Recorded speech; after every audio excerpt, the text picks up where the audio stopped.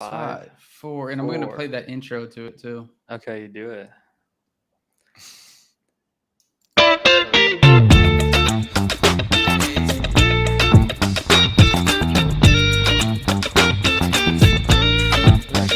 didn't know you were chill like that, Gino. Chillest guy alive.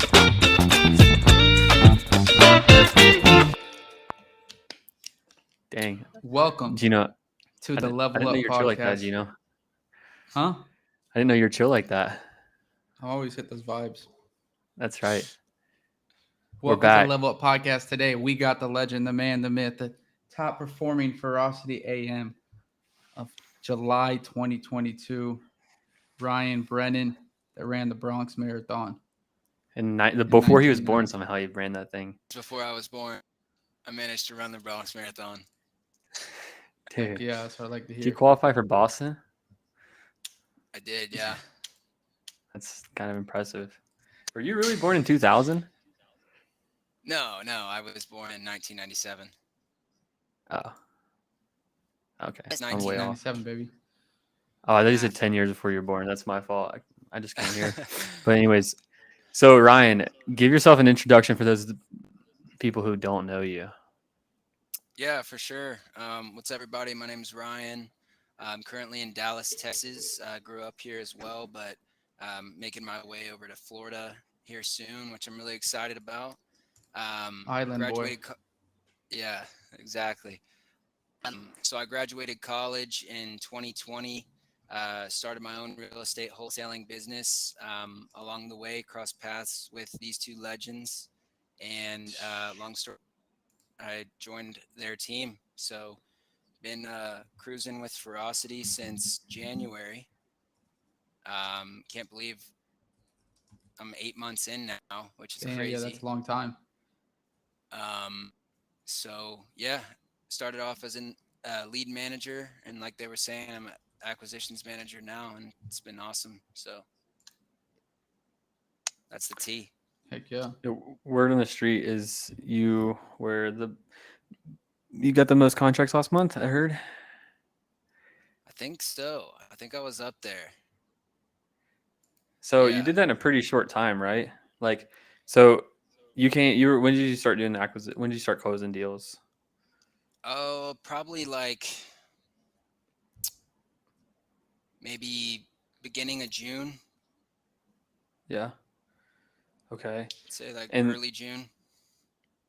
And like, what do you think like helped propel you faster to being, obviously really good really quickly? I put a lot of time into my sales skills. I spent a lot of time, whenever I wasn't working, or if I was out, just walking around the neighborhood or whatever, I would listen to like Steve Trang, or just sales guys, any podcasts or like things I could listen to help my sales skills, which you obviously need at the LM role, but especially at the acquisitions role. And I just wanted to spend a lot of time, developing my sales skills as an LM, so those skills could translate, into actually making offers and acquiring properties rather than, setting up appointments. So I think just, taking the sales part of it super seriously is what allowed me to move pretty quickly. Got it. And so yeah, you started out as LM in January, right? Worked your right. way up now to June AM. We got Chuck here saying absolute legends. I saw Gunner said top G My in the guys. chat. Also, Ryan, when you get a chance, look at your solution or your resolution. Try to go to like 540 if you can switch it on your side, because it just said something with an error recording it from your side. But no big deal if you can't find it right away. Okay. But yeah, I'll just go on a little bit while you're working on it. But yeah, Ryan's been working with us, for about 8 months now. Came on heavy in June as AM, and that's what we do, right? We train our LMs before becoming AMs. That way, they get the basics of our business. We can test them on the core values. We can test them on many different things. See if they're going to be a good fit before they get the upgrade to the AM role. And Ryan was from the beginning was just proving himself, on the LM side of things and growing tremendously. And so, we gave him the opportunity, and ever since then, we haven't looked back. I don't know exactly your numbers in June, but I believe you had the same amount as Jared in July, like 8 contracts, I think it was, or Hmm. I'm not wrong, eight or Yep. nine, something like that, contracts in July. So we turned him up a little bit. His goal before was one, and now it's two starting this week. So we'll get that baby moving. Move We're that off baby to a good forward. Did you start. get We one got today, one. right? Yeah, we got Yeah. one locked up today, so off to a good start. That's what I'd like to Yeah. see. So yeah, like Chandler was talking about, you got better. What separated you? And we talked about you studying more and more. And so, what are some things that you were studying? Like I know sales, but what's some big things you've learned taken away from sales? Yeah, just the importance of listening and understanding that, in sales you want to be talking 30% of the time. You want your client, your prospect, your seller, whoever it might be, you want them to be doing the talking, and you want to kind of push those buttons and pull those strings and get them in that emotional state, right? One of the big things I've heard Gino say a lot is people don't typically make their decisions on logic, and more so are influenced by their emotions. So we want to dive super deep, and we want to dig into why is this person interested in selling, and we want to take that to the next level. We want to see what the roots of that are. Somebody could say like, oh, I'm tired of being a landlord. Okay, well, seems like you might have had a bad experience with your tenants. Yeah, no, last month they totally, wrecked the living room. They ripped out all the plumbing. Oh man, seems like that's, had a big impact on you. Next thing you know, you've gone down a rabbit hole and you're pulling out all their emotions, and that's how you can negotiate the best deals. Yeah, I say time in, time out. Time in, time out is that hitting the emotions of the seller is the number one thing you can do in sales, right? Getting them emotional again, because humans don't make decisions based on emotions. Like Ryan just said, we make decisions, or excuse me, we make decisions on emotions. We don't make decisions off of logical reasoning. And for example, that's why, when you're on your diet, for logically, you wouldn't go eat that ice cream, but emotionally, you just want that feeling, that sensation that ice cream gets you at 10:30 at night while you're laying in your bed, right? But like things like that, right? We make things emotional. Casino, holy shit. At the casino this week, man, I've been going on a run, and I thought I was doing good. A run meaning like I literally just bet like 100 a night. It feels like a lot of money, but um, you look back like, whoa, one deal you can make 30K, and like you don't realize how much this business is of real estate's can get you. But anyway, I was doing in real estate. I was like, real estate. I was in the casino last night. I'm like, I'm down 100. I lost my money. I'm like, Melanie, my fiance, I said, I'm gonna put this 100 on black. Let me get my money out. Give me my card. I was just emotional in it. Logically, I shouldn't put another 100 in if I'm already down. But emotionally, I was like, yo, let me get this money. I'm going to win it back. 100 on black. First spin, it's red. So I lost another 100. I walked out, pretty upset. But at the end of the day, you're just working one deal away. Dude, But anyway, so that's a those proven blackjack fact. games get you going, man. When we were in Well, the problem you got, it Vegas, wasn't is a blackjack, it was dangerous roulette. place, dude. It was roulette. Do you know what? We, Well, remember when we were playing blackjack and um, we were in Vegas and we were betting like $300 hands, and like literally like my arms are shaking because I'm so much adrenaline, because I'm like, oh my god, oh my god. yeah, and the big goes for you guys listening. We're not doing $300 hands. We probably did one hand 300 one night. And we Yeah, got and we were lucky, and we just, just said, let's go in for it, and then hit it. and then we Oh, there you lost, of go. course. Then we Classic. ended Yeah. up losing it, but The we did win, classic. and then we lost it on something else. So, but anyway, yeah, So, Ryan, so that's good. Go ahead, Chandler. oh, I was just gonna say, and like Ryan, at the same time, like you're doing all this in Costa Rica. Like in June, you were living in Costa Rica now for what, like 30, 45 days? Yeah, I was there for the entire month of June. So talk a little bit about that, like how you're able to make the transition um, into a new role while traveling and doing all, living the nomad lifestyle. Yeah, no, it was an amazing experience being down there, and just being, exposed to new cultures, and, being there for, if you go for somewhere like Costa Rica, for a week or two on vacation, you're still kind of in that tourism mode, right? Where you feel like you're on vacation. But I mean, I didn't take any time off, while I was there. So what I found was I actually had less distractions being there than, back home, because it's not like you got, your buddies texting you, hey, like, let's go grab some beers, or, hey, like, let's go play golf. Like, I was literally in the middle of nowhere in Costa Rica with, nothing but my clothes and all my work stuff. So I just got down to business, and it was definitely really cool, locking up deals in Costa Rica, and locking up deals in Atlanta from there. But it was an awesome experience, and one that I really enjoyed, that I'm definitely going to be doing again. Heck yeah. So what kind of, so like an interesting thing on this, like we've been talking about this a lot recently, is like when you go to these new places, like you have, like you said, the no distractions and all that kind of stuff. Did you feel like any more productive? Like you should be, more dialed in with your time because you want this afternoon to be able to go and do all the fun things that this new place has to offer? Absolutely. Yeah, no, in the to kind of parlay that, Chandler, the other kind of motivating factor was, um, I was thinking the whole time, like, I want to be able to do stuff like this whenever I want to. So that was motivation to, grind it out and stay focused on work. The other thing that was nice is that where I was, we were 2 hours behind Atlanta. So, 6 p.m. and at ATL was 4 o'clock there.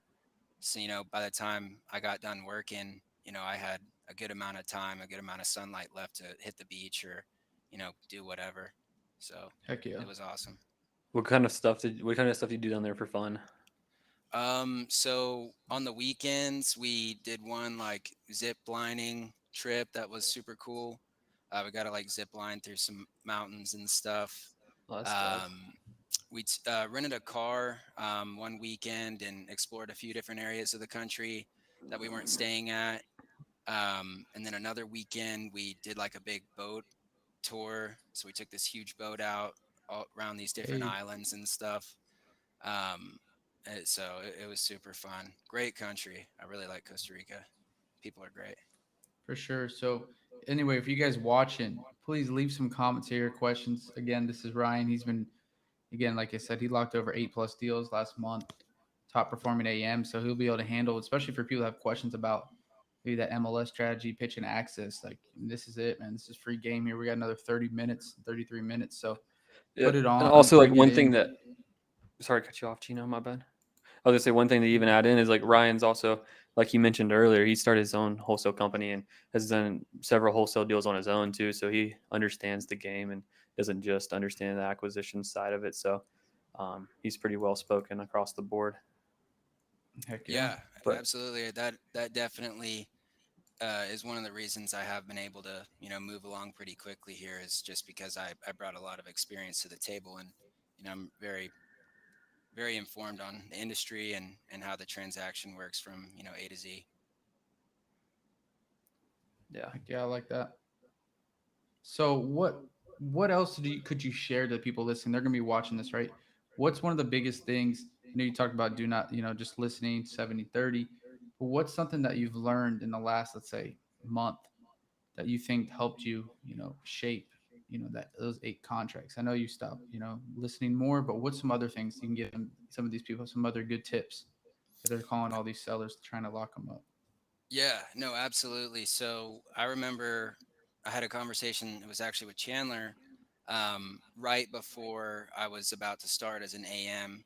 And you had asked me something along the lines of, do you think that this is a better role for you in contrast to lead manager? Like, do you think your skills, your personality, your character, etc., is more suited for the AM? And I said, absolutely. Because just the way my mind works is, as a LM, I feel like, you're more so focused on gathering the information and kind of determining if we may or may not be a fit. Whereas with the AM, and just kind of how my mindset is, I just want to find a way to make something happen, right? Like, where can we meet in the middle to make both parties happy? Mm-hmm. And I think, another thing aside from pulling out those emotions and letting the seller do the talking is, you never want to go into an appointment and look at the numbers, see what they're asking, see what they're assume that the deal is dead. you want to go into that with a totally open mind and think that you might be able to uncover some information that you weren't previously aware of. And perhaps there is a way that we could still be a fit with each other. Or maybe there's some details that we don't know about.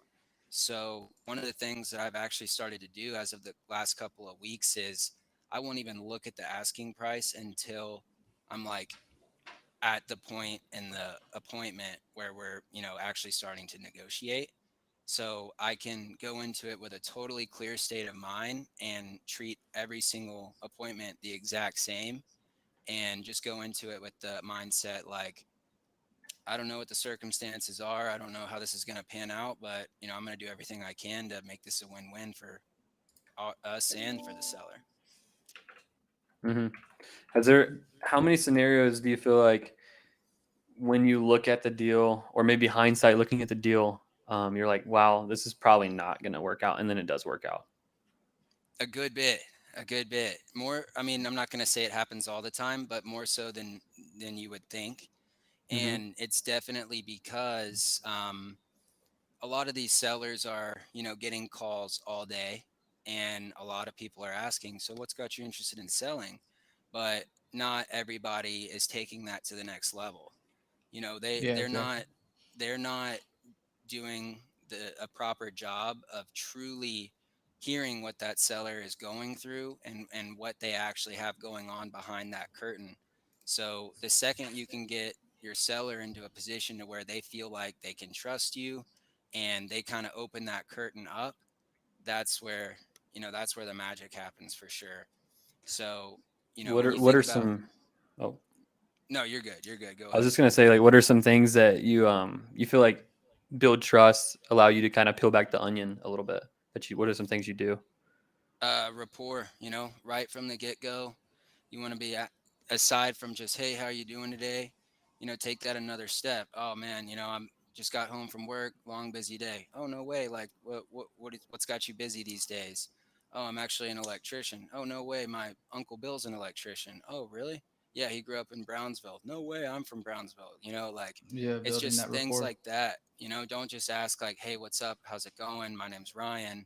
Um, how much do you want? You want to Yeah. you you want to make them feel like you're not a robot, right? You want them to feel like you're a real human.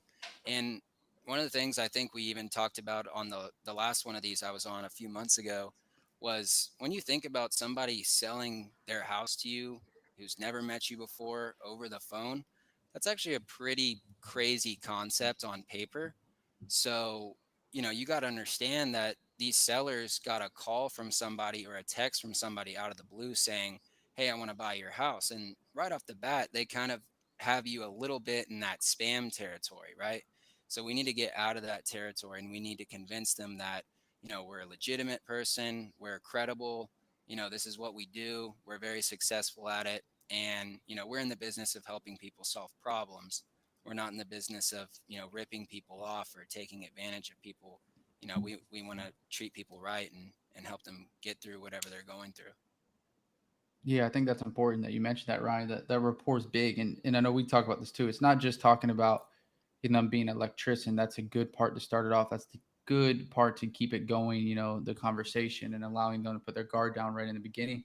But then like we've been working on Ryan recently, is like the true rapport gets built when the seller knows that you have empathy with them, right? When the seller feels that you understand them, right, and their emotions, and that's empathy, right? And how can we do that?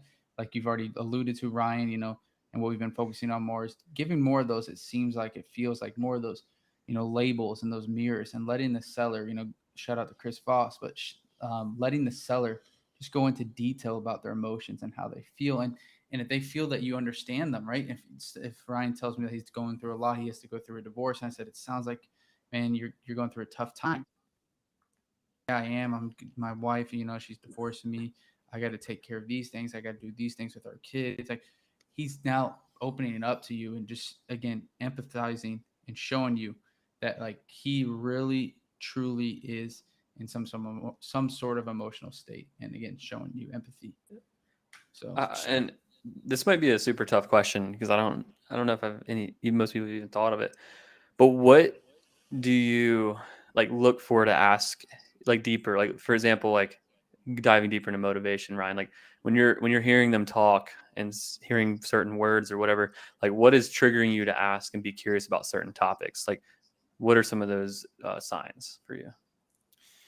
Just any time that the seller kind of gives you something, right? So just to put it into an example, like let's just go back to the, oh, I'm just tired of being a landlord example.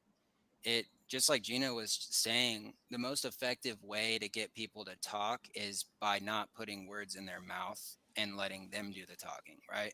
So I'm the seller. I say, yeah, I'm just sick and tired of being a landlord. I thought I was going to keep this property forever, but it's been a nightmare. Really? Wow. It seems like, this has had a really big impact. Yeah, it has. I've had to pay for all these repairs. I've had to do X, Y, Z. It's impacted me in A, B, and C. Really? Wow. Like, how's that make you feel?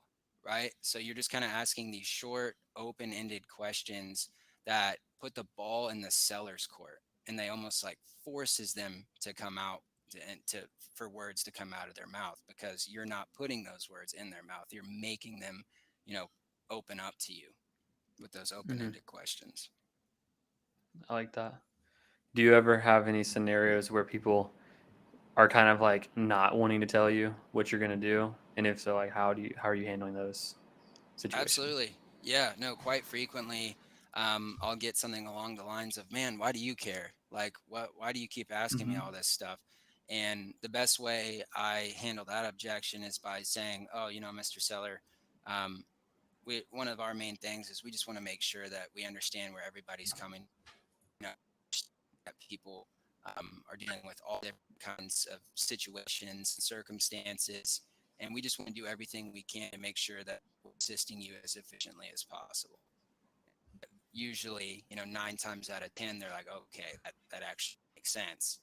And that's a long way, because once they feel that sense of comfortability and they understand why you're asking these questions, it builds rapport, builds trust, builds credibility, and it kind of incentivizes them to keep talking. Yeah, because you're gonna be able to better serve them. I like that. That's good. That's good. Yeah, that's And why I feel it's important. Like you said, Ryan, there can't be any yes or no questions. Right? You can't give sellers. You're not asking yes or no questions. We're asking, like you said, how does it make you feel? They can't answer that yes or no and stop talking. They got to continue talking, and they got to go into more detail, right, of how that makes them feel. Or it seems like you're going through a lot. Yes.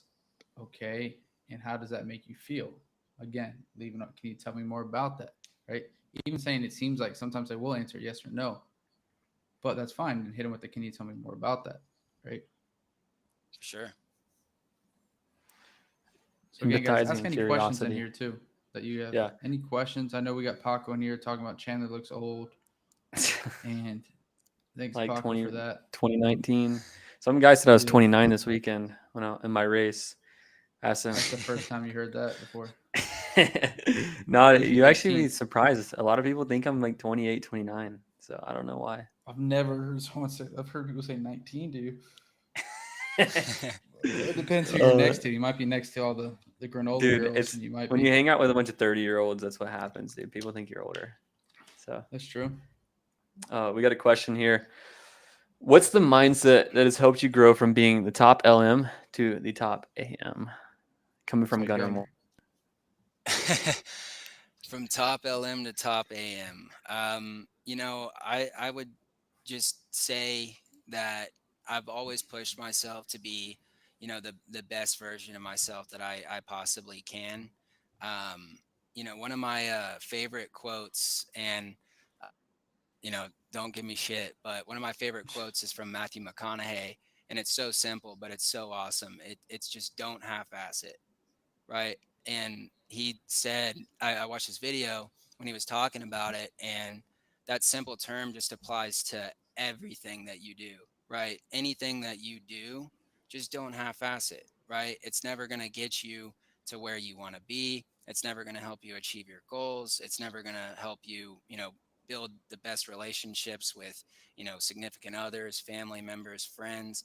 Just don't half-ass it. And I think that that's the mentality that I have, and what allowed me to move so quickly is just, anytime I commit to doing something, I'm taking an oath that, I'm not going to leave anything on the table.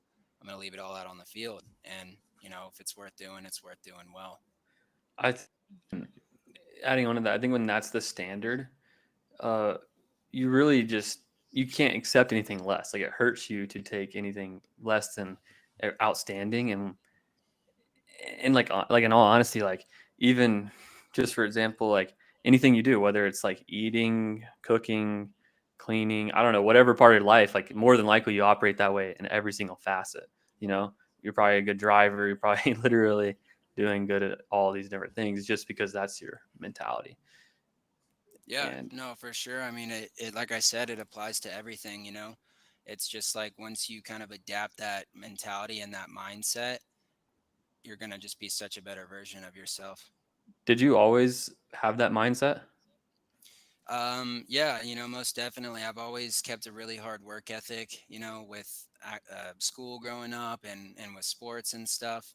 I always took, everything super seriously. I wanted to, be the best that I could.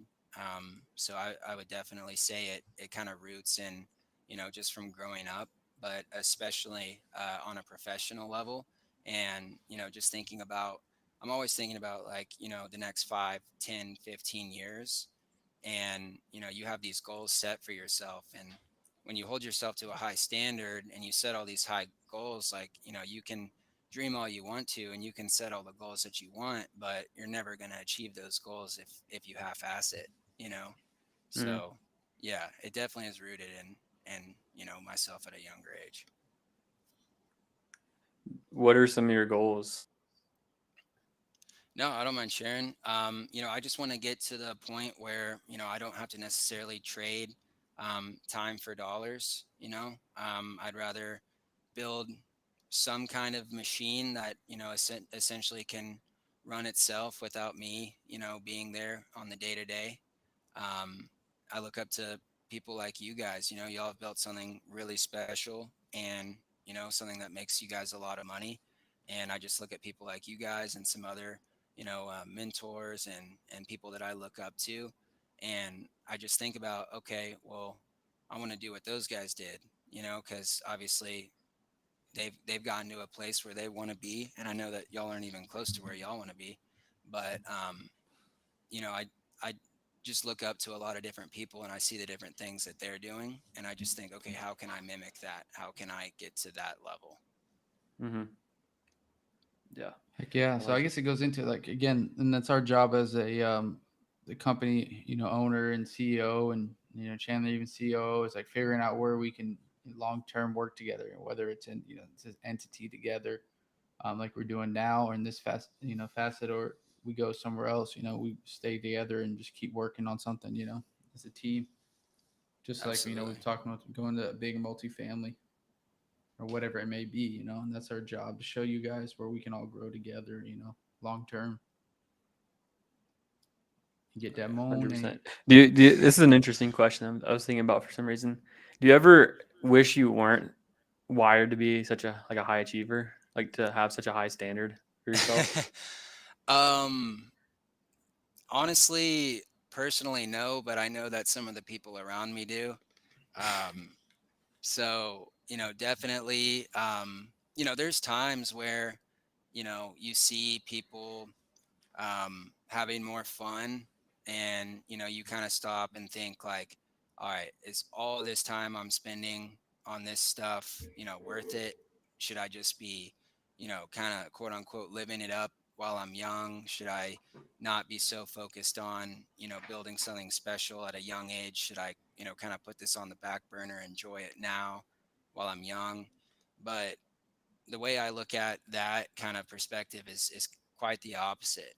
I would much rather grind it out now while I'm young and I have energy and I have yeah, ambition, um, and not get to a point where I'm just like, oh, you know what, I'm just gonna freaking party it up and live it up in my 20s, and I'll start grinding in my 30s, and then your 30s roll around, and life happens and you have more and more responsibilities, you have a family, and then you don't have time, or you don't have the motivation that you had, when you were younger.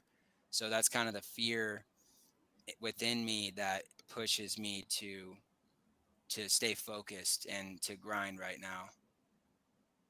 I Yeah. like that. KT says what's up Mm, too. I I definitely agree that it's probably harder on the people around you because they don't understand.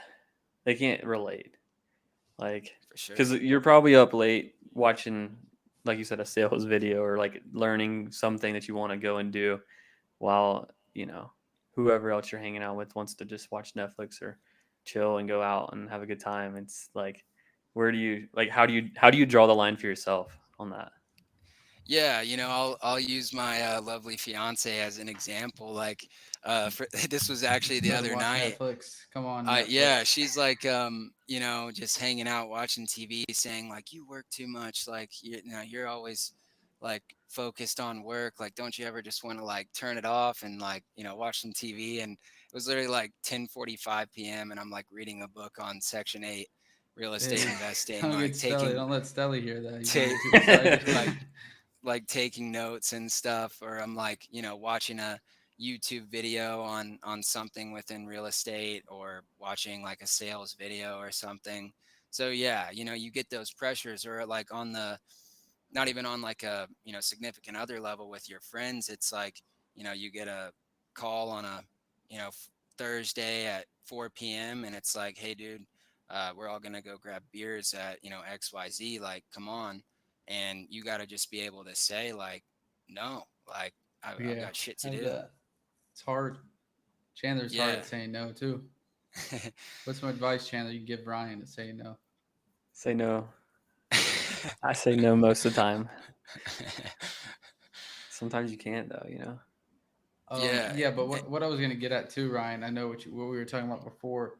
Um, I believe about like that separates us from other people. It's like not everyone wants to grind it out, and like because I have friends now that reach out to me. They're like, "Bro, I wish I was," because I've offered them all jobs in the past, like 3 or 4 years, and they're all, "Oh, I wish I was. I wish I joined. Now I'm starting my 9 to 5, and I freaking hate it."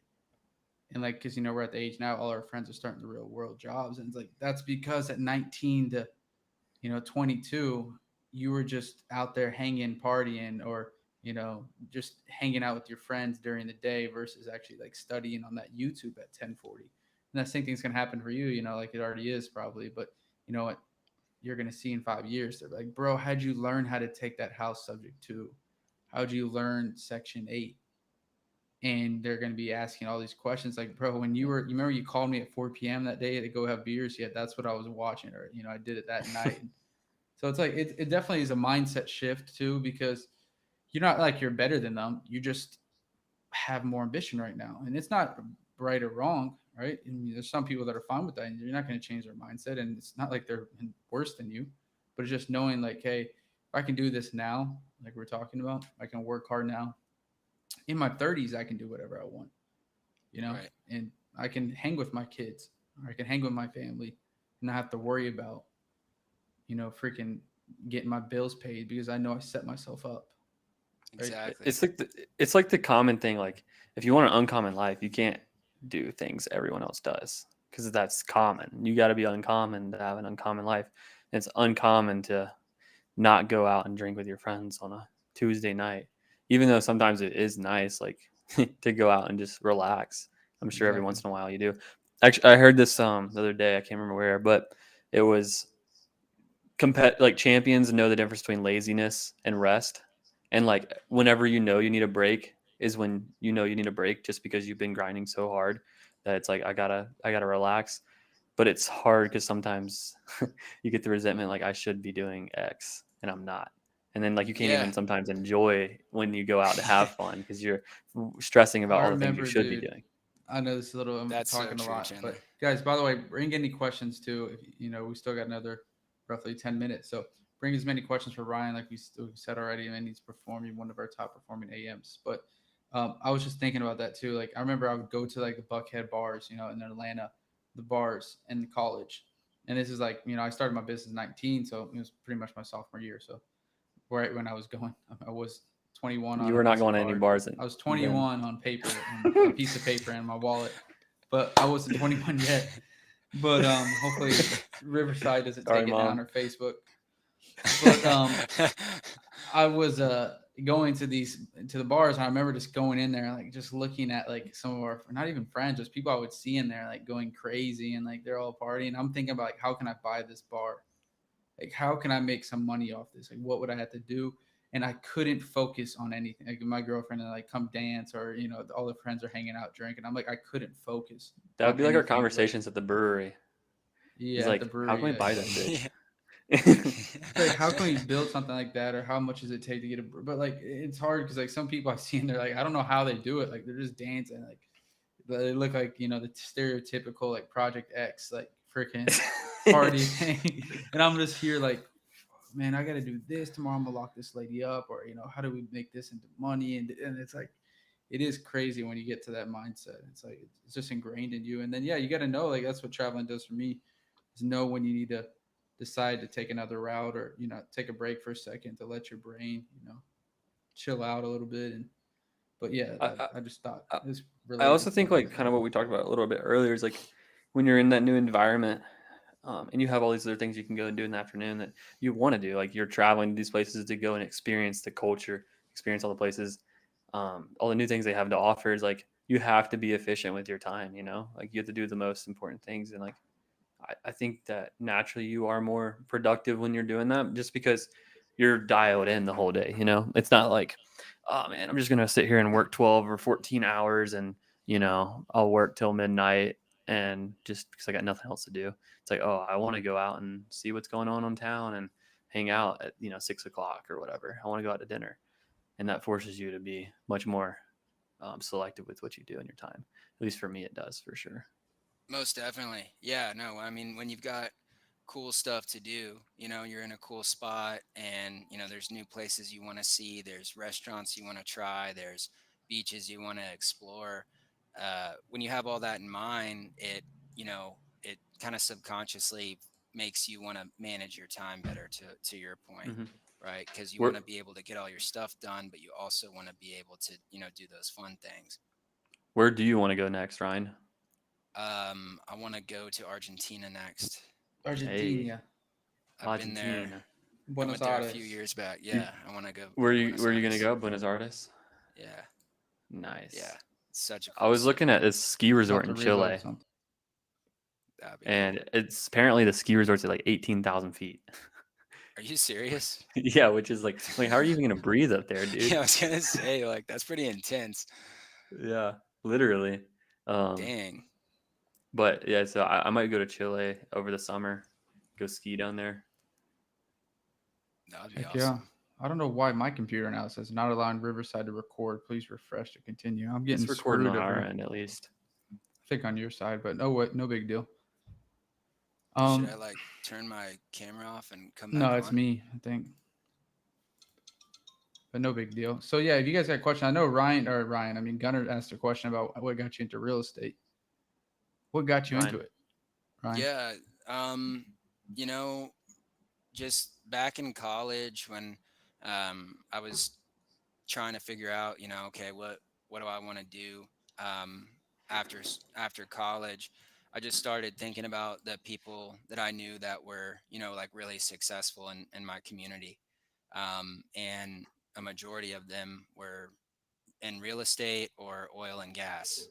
And of those two, real estate seemed like uh, a niche to me that would be more something I could be more passionate about. So ended up getting a couple of internships on the commercial side. I worked for 2 years in college for a company called Marcus and Millichap. They're a huge commercial real estate brokerage, and I was doing a few different things for them. And just long story short, after I got that little bit of exposure, it was something that I could really get behind. And I always liked the idea, even, being a little bit younger, about the idea of actually owning real estate and collecting rent. I thought that was awesome. And not to mention, all the tax benefits and everything that come along with that, aside from the cash flow. So just kind of started to look into it. And when I was a senior in college, I had two different job offers from big commercial brokerages. They were great positions. I was the famous class of 2020, so I didn't.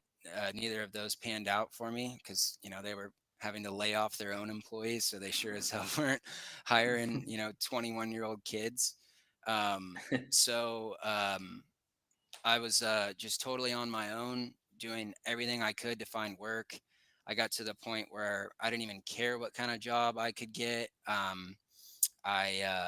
just wanted to make money. I was so sick and tired of being back at my parents' house like with no job. I just felt like such a loser.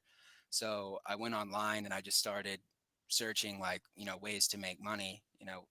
I started reading up on entrepreneurship and came across wholesaling, um, and really got behind the idea. Thought it was something I'd be good at. And Did you get it on yes, it's YouTube, or true. where'd you find wholesaling? It was a YouTube ad. It was actually a Jamil Damji ad that showed up on my screen, and it just caught the hell out of my attention. And I just went down a huge rabbit hole and went Big through Jamil. YouTube University, just watching all this stuff on wholesaling. And I just started getting really passionate about it and really fired up because I was like, I don't need any money. I don't need any credit. This is something I can hop right into, right? There's no kind of barriers to entry. And that's how it all started. That's pretty dope. So like, did you join like the Astro course with Jamil? I did, yeah. How was that? Like, was it pretty good? Yeah, no, it's a really good product. It is a really good product. His model's a little bit different than what I actually did. I think that his you really got to surround yourself with the right people. And I just went more so with like a model like very similar, pretty much the exact same of what we do at Ferocity.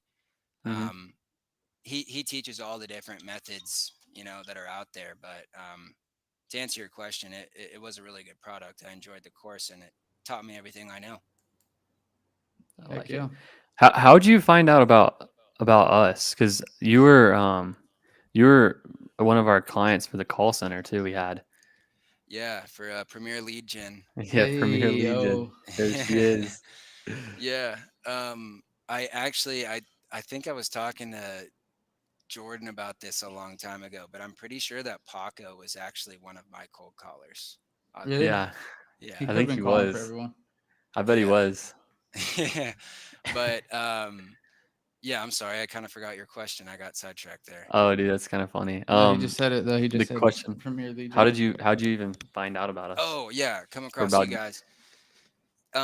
Yeah, so I think just being on the REI algorithm on social media, I originally came across Gino's Instagram. At the time, I remember it, it was Gino REI ATL. Yeah, And once I started following him, I noticed that, he was clearly partnered up with you. So I started following you too. And I was just so fascinated because y'all were the first two guys my age that I saw crushing it.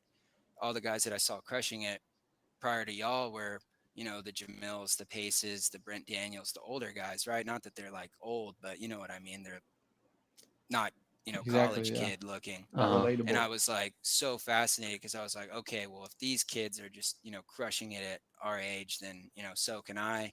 And I was actually I'd reached out to Gino because I had a deal under contract in Augusta, and I obviously knew that y'all were in the Atlanta area. So that's kind of how we broke the ice. And then I think from there, I might have DM'd you, Chandler, and was like, "Yo, I'm in the industry. Like, would love to chat sometime." And that's kind of how it all started.